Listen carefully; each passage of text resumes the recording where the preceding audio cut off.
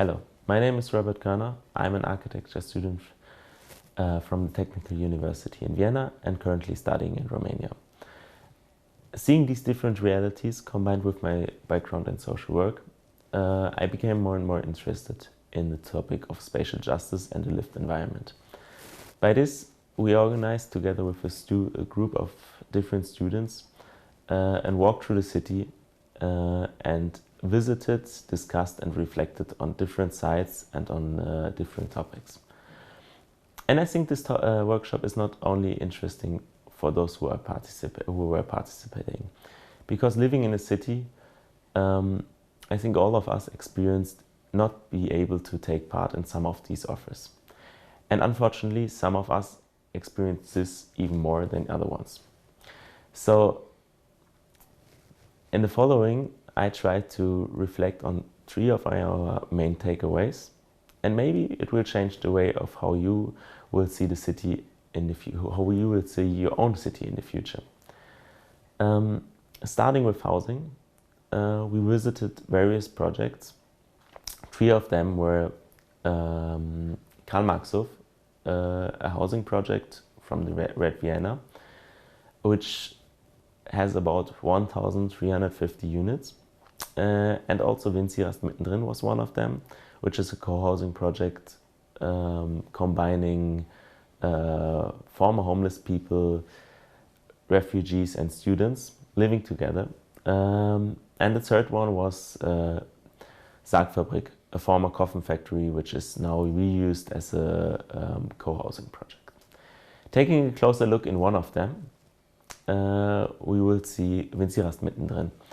Winzirast mittendrin is a great example for accessibility for vulnerable groups which are normally left out in the planning, and also for opening up to the society and opening up to the public with a great variety of common spaces, events, and a really complex system within it.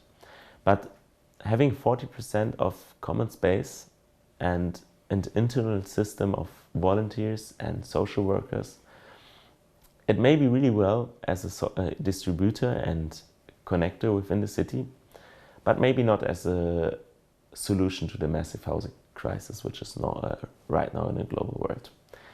So thinking about common space and about public space, it's also important to really be sure that more common space also means more costs, and also the affordability for some groups are going down. Even though it's a balance in between. I think public space and common space is really important, but you have to balance. It's still sustainable and long-term viable for the people living in it. The second one was the cultural spaces which we visited. By this we went to Creative Cluster in Margareten. It's an inner district in Vienna, and it hosts about 140 cultural actors within it. Serving as this cultural hub is a great example for affordable workspace, for a lot of activities which are normally, and events which are normally not in this area because it's too expensive for a lot of artists or a lot of cultural actors. By this we try to think about cultural offer in the city. And we came to the point that it's really important to have a more sensitive and more that you adapt the cultural offer more to the local context. That in some areas or in some countries, maybe arts, it's not the most visited or most well-known